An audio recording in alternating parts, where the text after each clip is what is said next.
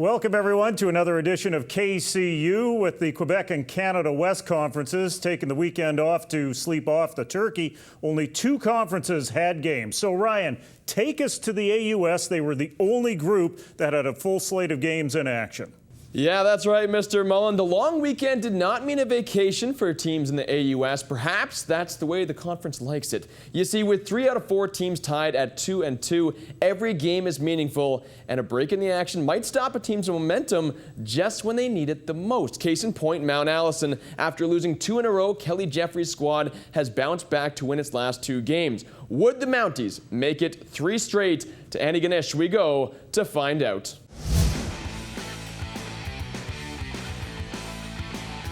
Mounties QB Brandon Lay hoping to get his team another win, but it's the defense that get the Mounties its first point. Second QX pinned inside its own goal line. Ashton Dixon gets crunched. The announcers think it's a safety. MTA player signaling a touchdown. The back angle proves it's a TD for the D tackle Christian Plant. 7-3 for the Mounties. On the very next X possession, they find themselves back in that same situation. Pressure to Von Cook. A fumble again, and the Mounties hop on it again. Another defensive touchdown for the Mounties. Mounties D-back Andrew Klein with the major. MTA's defense 14, X-Men just 3. We head into the break with the score 17-3 for the Mounties. Third Q and the X-Men start to claw back. Tavon Cook lofts one up into the corner. Keon Hughes makes a dandy of a grab. Suddenly it's a 1-score game. MTA tacked on a field goal to go up by 10 to the 4th. We go. This 1-yard score from Dixon capped a 6-play, 69-yard drive. Just like that, it's a 3-point contest. But minutes later, the Mounties D puts this one to bed. Matt Montgomery picks Tavon Cook at the X15 and takes it into the fake blue grass. Check out the Cowboy Selly. Mount Allison wins its 3rd straight, taking this one by 10. Break out the chaps. The story in this one was the MTA defense. 21 of the 27 points put up by the Mounties scored by the defense. The D also sacked X-Men pivot Cook 4 times while racking up 11 tackles for 46 yards lost. Acadia St. Mary's. Backup QB Nick Binkowski tossed 4 touchdowns, including this one to reigning AUS MVP Brian Jones. Plus 2 more touchdowns from Jaden McCray, this 37-yarder being the longest of the game. Acadia, after 2 straight losses, are back in the win column, taking this one by 38. With the win, the X-Men improved to 3-2. Huge game coming up this weekend when Acadia takes to the road to face Mount Allison in what could determine just who will get that bye to this year's Loney Bowl. A look now at the big board. Mount Allison finds itself back on top, owning the tiebreaker over Acadia. However, the nightmare season for the Huskies does continue on. So is there anyone with the advantage in the AUS down the stretch for the Loney Bowl, Gord? Well, Jim, there's not a whole lot to distinguish these teams' schedules coming down the stretch. There's only 3 weeks left in the season, and in a 4-team conference, that means everybody still plays everybody else. The game that I'm going to be watching is this upcoming weekend where Mount Allison takes on Acadia in the rematch. A few weeks back, Acadia beat Mount Allison, looked like they were establishing a bit of a changing of the guard in the AUS. Since then, Mount Allison's won both, and Acadia has split. So things have evened out a little bit more. That will set the tone for the stretch drive, although keep an eye out for St. FX because they still have another crack at each of these teams, and they are not yet out of it. Now, of the 2 3-2 teams sharing top spot, you could make the argument that Mount Allison has a slight advantage over the last 3 games in comparison to Acadia. You could make this argument because that St. FX might have a chance to take the role of host in the semifinal with Tavon Cook at the helm, especially considering Acadia's Cody Cluett has experienced some self-inflicted off-field turbulence, Sean. Well, I think it's going to be very interesting. I think the quarterback position always plays a massive role down the stretch drive in any conference. And the play in the AUS has not been at the highest level at the quarterback position throughout the year. So it'll be interesting to see what happens with both those 2 quarterbacks, but also with Brandon Lay in Mount Allison. He's been up and down all year, and without that running game, it's going to be interesting to see how it all plays out. Yeah, over at Mount Allison, Brandon Lay's a pretty good ball player, and Cody Cluett being out is a big blow for Acadia coming down the stretch. With that bye into the Lonely Bowl being such a big deal finishing first, it's a big hit to their chances. On the St. FX side, we want to talk about a little bit about Tavon Cook. This guy's an experienced guy. He's getting into his 4th year here. He's a guy that you really look to kind of put you over the top when you're coming down into a stretch drive. And if that semifinals in Antigonish, I mean, I don't see X losing at home with a Lonely Bowl berth on the line. 3 words could describe Mount A's season in 2015 so far: expectations, experience, and injury, Sean. Well, the big one that's at the forefront of everyone's mind has been Chris Reed. He is a 5'6" running back, had an amazing season last year. With him going down in week 1, that's put a big crimp in the offensive plans for the Mount Allison Mounties. And, you know, they've found a way to win games. This last weekend, they found a way to get some defenses and special teams touchdowns to put them over the top. But at some point, with the weather getting bad, they're going to have to find a running back that they can depend on so that they can run the football going through the playoffs. When we return, can Ottawa pull out of their Panda letdown? The CFL and our partners at Football Canada want to make sure we keep growing, promoting, and investing in a safe game.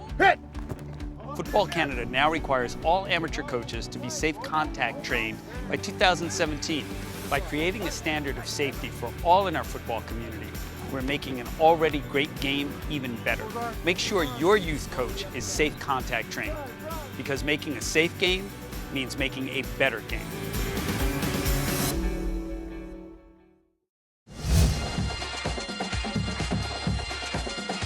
Hey everybody, welcome back to KCU. With Atlanta, Canada now covered, it's time to head over to Ontario, where the OUA got its games in before the long weekend even began. The big game was in Laurier between the Golden Hawks and the Ottawa GGs. Ottawa are coming off a deflating loss to Carleton in what can be considered the biggest rivalry in the country, that of course, the Panda game. However, it was a big game from the GGs. Hawks pivot that stole the show in this contest. The Golden Hawks looking to win a 2nd straight after dropping 3 in a row. First cue, Laurier up 7-3. Eric Morelli on play action decides to go deep. Chucks the leather down the field. It's the Hawk, Greg Nyhoff, who hauls it in, and he takes it all the way to the house. It's 14-3 for those G-Hawks. Second cue, more from Morelli and Nyhoff. The 2 hook up once again. That extends the lead to 21. Laurier scores 41 first half points and lead by 31 going into the break. Third cue, and the G-Hawks continue to swarm. Morelli to Curly Gittens Jr., and the Gittens is good for a 31-yarder. That's Morelli's 5th touchdown of the game. He tossed 6 of them in total. Laurier smacks Ottawa by 35. Morelli's 6 touchdowns in the game tied him for Laurier's single-game record. While not seen in this highlight pack, but has been in many others, G-Hawks running back Dylan Campbell rushed the ball 37 times, setting a new school single-game record. Carleton, York. The Ravens clinched a playoff spot for the first time since 1996, blanking the lowly Lions by 52. Jesse Mills tossed 4 touchdowns, playing in just 1 half of action. Meanwhile, Javari Bennett racked up 134 yards on the ground, giving him 866 yards on the season, which is tops in the nation. Western Toronto. This one wasn't even close, as the Purple Ponies remain unbeaten with a 58-2 thrashing of the Blues. Waterloo and Mac. Here's what you need to know. Asher Hastings tossed 4 touchdowns to surpass the OUA all-time single-season touchdown record. The previous record was 24. Hastings has tossed 25. With still 2 games to go, the third-year pivot has a chance to break the CIS record of 30 set by Chris Flynn of the St. Mary's Huskies back when I was 3 years old in 1989. Standings time now, with Carleton clinching a playoff spot that makes 4 playoff spots out of 6 now taken. All that's left to determine is the order and just who the 5th and 6th seeds will be. OUA overachievers and underachievers. Sean, you get to take a shot at it. Well, I'm going to pick Ottawa as an underachiever. I got a little bit of egg on my face. They were my team throughout the course of the early parts of the season in the OUA that I thought was going to rise up to the cream of the crop and be able to challenge some of those top contending teams in the OUA. They really let me down this weekend. I believe it was 500 yards offense for the Laurier Golden Hawks. Real disappointing performance on defense by the GGs. They gave up drives of 102, 190, and 75 yards in the first half alone. If they're going to do anything down the stretch, they're going to have to fix those defensive issues and find a way to give Wendell a little bit of support on that side of the football. For me, for the overachievers, I'm going to give the old Don Cherry thumbs up to the McMaster Marauders, led by Asher Hastings. We were told at the beginning of the year by Marshall Ferguson that Asher Hastings was more than ready to step into this role, yet we didn't really know what to expect until we saw him, and he has taken that and hit it absolutely out of the park. Last weekend, setting a MAC record for touchdown passes. Danny Vandervoort's been an absolute stud on that offensive side of the ball, and we still haven't heard a lot from Wayne Moore, who's a very good running back in behind them. On the defensive side, with all the starters they had to replace, you were really worried about this defensive unit, but Coach Potasic's recruiting has really shone through. That unit did just enough to keep them in the games in the first half of the year, and you're starting to see them grow as they get down the stretch drive here. That game for them versus the Western Mustangs in a couple weeks will loom huge, but for now they are massive overachievers in the OUA. I have neither an overachiever or an underachiever. I have an incomplete. Who can figure out Laurier? Brilliant, hapless, completely inconsistent. It must be maddening to watch this bunch. Full value for a 3-3 conference record. They lost 2 games back-to-back, 89-28, losing against depleted Windsor, and then winning the next 2, 108-30. 2 keys, the defense finding a way to grow, and the running game with Dylan Campbell getting back to its old self after a slow start. Campbell is 2nd in yards rushing and 3rd in average yards rushing per game. Mac visits Laurier this week, and the Golden Hawks are the first in the OUA to close out their season at Queens. 2 wins, and they are brilliant. 2 losses, they are hapless, and a split makes them inconsistent. Lots of hype for Will Finch, and I will say deservedly so, coming into 2015 as a Heck Crichton favorite. But what about former Regina Thunder and Canadian Bowl champion Asher Hastings of the McMaster Marauders? Look at this board. Look at these numbers. They are virtually identical with the exception of Finch's yards and Hastings' 25 TDs. Gord, Western has Ottawa next week while Mac has Laurier. Both these guys should have their numbers tested in these games coming up, shouldn't they? Most definitely, and Asher Hastings may benefit from a little extra volume over Will Finch, but he's been everything that Mac has needed and more in his first year at that starting quarterback position. With the aforementioned school record in passing touchdowns is out of the park for a first-year starter. Now, this guy's a fourth-year guy. He's no spring chicken, but he's been outstanding for the Marauders. And in terms of Will Finch, this is a Western program that made Donnie Marshall into an OUA All-Star. And now, no offense to Donnie, but this is a systematic program and a systematic offense that creates these massive numbers. And I don't know if it's as much a statement about Finch as it is a statement about his coaching staff and the talent surrounding him. Well, I think, to be honest with you, Gord, I think you could say the same thing about the Marauders offense. I think they've had a string of quarterbacks that have played at a very high level there. Coach Potasic does an outstanding job getting them ready to play. But the way I look at it, I look at Will Finch. He is a Div 1 prototypical quarterback. 6'3", 220 pounds, can do it all, big arm, smart. He's a bit of a stud. And that's, for me, the thing that separates the two. When things break down, I think Will can get things done on a little bit higher level than Asher can. And I think his numbers back it up. And I think the only thing that goes against him a little bit is that playoff record, the playoff stats, and the fact that he maybe gets a little bit more hype than Hastings does across the country. For me, it's Will Finch. He's a guy that I've loved since him coming out of high school, and I think he's the guy that I'd want to start my team around. Coming up, it's X's and Olsen on the big boards. Hang around. Krown Produce secures produce locally and from around the world for Canadian retailers. Krown Produce is also proud to secure sponsorship of University football on Shaw.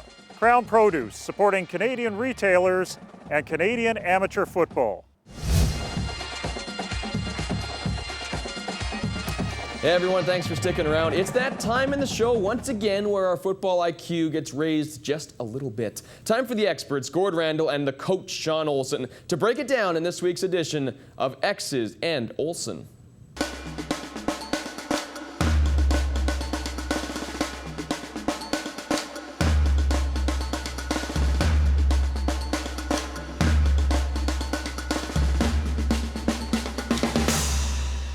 Now, the Calgary Dinos have proven themselves to be the class of the Cam West so far this year, led by their rushing attack on offense. Now, this is a unit that we thought was going to revolve around running back Mercer Timmis, but he's had some injury issues, as had second stringer coming into the year, Quentin Chown, and now it's gone down to Bryce Harper at third string and Jeshurun Antwi at fourth string, and yet the machine just keeps rolling for the Dinos. Now, Coach, we know that the Dinos have a veteran offensive line group, particularly the big name up front is Sean McHugh in the center.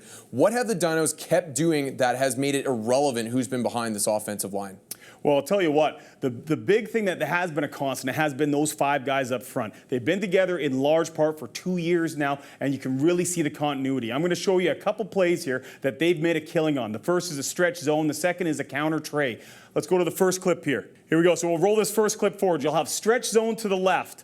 You're going to see aggressive play side steps. Let's pause it right here. They catch UBC in a pressure scheme. Everybody is moving along the line of scrimmage towards the left. You see backside, they try to cut on this stretch zone to create a cutback lane. Right here, the big thing that the University of Calgary does excessively well is they keep the running back clean at depth. So he's got a clear vision to be able to make a vertical cut or hit it off the edge, depending on what the defense has done. Let's roll this forward. You can see Timmis gets his foot in the ground, gets vertical, and now he's at the second level. This is where he's very, very different, and that's the one thing they have missed with their second and third string running backs taking reps over the last few weeks. The next shot here is a stretch zone going right. Same scheme, same play, same running back, same result. Let's take a look here. Let's roll it forward. Fullback comes up. Pause it right there. See again, keeping them clean. Quick, aggressive steps to the right. We got cutoff blocks on the backside. You can see those cutback lanes developing, and you also will see a lane developing here front side. The beauty of this stretch zone scheme is that you have multiple lanes for a running back to get vertical. For a guy like Mercer Timmis, and for all the backs that are taking reps there for the University of Calgary, this has been gold this year. Let's roll it forward. You can see the play side defensive end gets knocked to the ground, and now Timmis is at the second level. He goes 79 yards for a touchdown here. That's the only thing they've missed with the change of running backs is that big play potential where they can go to the house at any given moment. Next play here is we're going to take a look at their counter tray. This past year, this has not been their big money play. The stretch zone has been the one that's paid the massive dividends. Last year, it was their counter tray that gave teams fits. Let's roll this clip forward. So counter trade, this was their big play last year. You got 3 down blocks right here. You got 2 pullers. Aggressive trap pull, which means he's coming down the line of scrimmage trying to kick out the defensive end. If he closes the gap, he'll log him, and it'll turn into a sweep. You have the backside tackle getting some depth, and he's going to lead up the hole. This play caused teams fits last year. This year, it's been successful, but nowhere near the big plays that you've seen in the stretch zone scheme. Let's roll it forward. Tight end cuts off the backside defender. Bryce Harper gets up the field. You'll see determination, physicality. That's been his calling card this year. And you can see that he lacks the speed and explosiveness, but he has churned out yards to the same tune that Timmis and Chown had prior to his arrival. These are the 2 run plays that have caused fits for defensive coordinators across the Can West. If the University of Calgary is able to continue when the weather gets bad, running these plays with the same type of success, they're going to be serious contenders for a Vanier Cup in 2015. All right, gentlemen, thank you very much. Fantastic work as always. As I mentioned earlier, the Canada West and the RSEQ took the turkey break off. While we wait for the action to resume this weekend, let's get refreshed on the standings in the Q and the Wild, Wild West. Laval's reign atop the Q standings is solid with a comfortable, nice, cushy 2-game lead. However, the Red and Gold face a tough test this weekend when they go into Montreal to face the reigning champs, the Carabins, in what will be a guaranteed hostile environment. In the Canada West, outside of Calgary, who are dominating the competition, by the way, the rest of the teams are in a dogfight to make the postseason. Every game is critical going into these final 3 weeks in what year in and year out is proving to be the toughest conference in the country. Is it possible to project the most important game of the Canada West season, or at least the one which is going to establish the order? Is it next week, the TV game with UBC at Saskatchewan, or the non-TV game with Alberta visiting Manitoba? Or will it be on Halloween with Manitoba visiting on UBC? That's a game which will also be on TV, which will lead in to our national coverage on Global TV for the playoffs. Sean, what do you think? I'm going trick or treat Halloween. I think that is the game with the two most talented teams. I think UBC playing Manitoba is going to be a firework game. I think last time they played, both teams are up in the high 40s. UBC won by 3, 51-48. I think it's going to be a rematch of some very talented, high-powered offensive players, some defenses that are trying to find themselves, and I think it's going to determine who finishes second in the Canada West. I think, with a plus 3-point differential, I think that's the game that we should be watching, and it should be an exciting one as well. In terms of fireworks and quality of play, it's really hard to debate with Coach Olsen. But in terms of impact on the standings, I'm going to argue the UBC at Saskatchewan game in 2 weeks' time. Now, UBC traditionally has not played particularly well in Saskatoon. Not an easy place to play as a road team, playing against at least the Huskies and maybe one other team.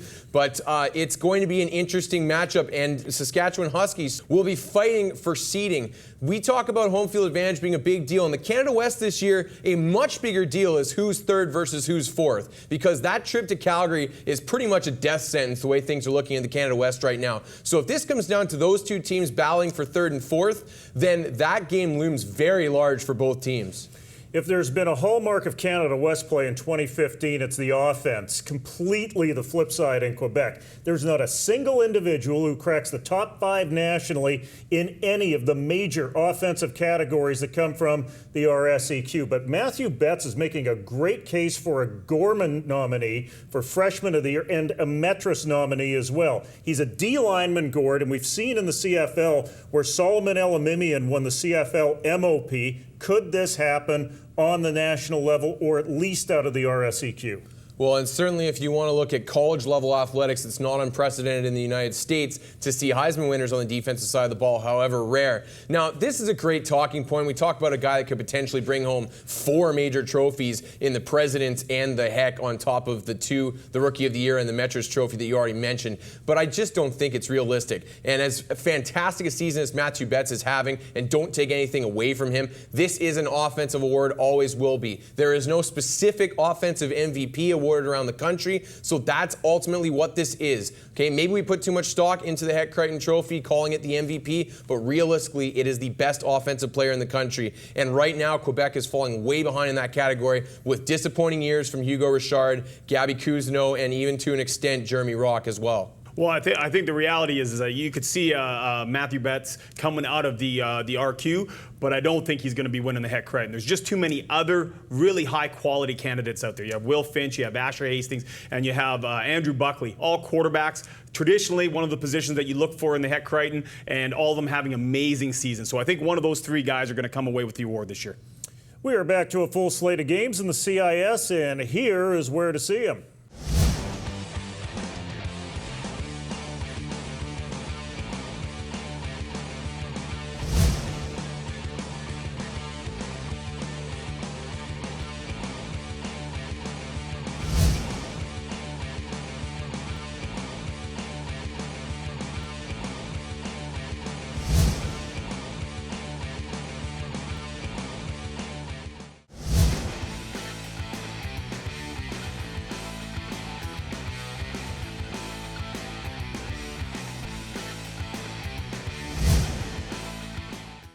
Time for our top games of the week and the picks, and as usual, we go to Mr. Olsen. Well, I think the big game out east is going to be with the Laval and Montreal. I mean, traditional rivals. Those two have duked it out continually over the last 3 or 4 years. Montreal getting the best of them over the last year with the 2 wins at Sepson Stadium. I don't know what you call that thing out there, but I'll tell you what.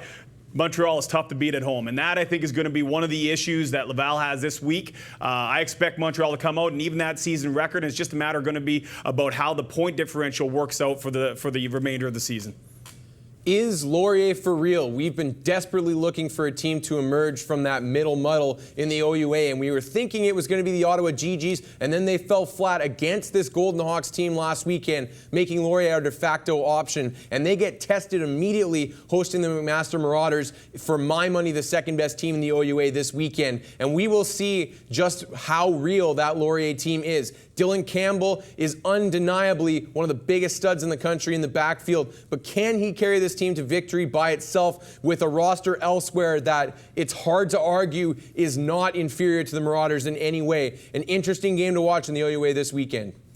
Montreal-Laval at that stadium thingy that Sean was talking about is already taken. UBC-Alberta could be interesting, but I'm going to go with Calgary at Saskatchewan. This is Saskatchewan's blackout game where there will be more pyro than a safety violation at a Beijing firecracker factory.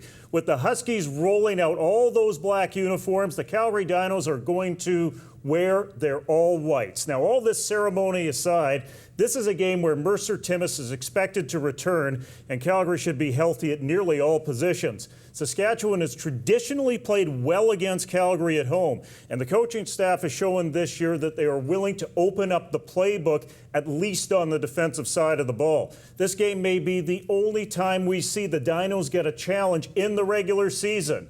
Or not. Now, let's get out to the game.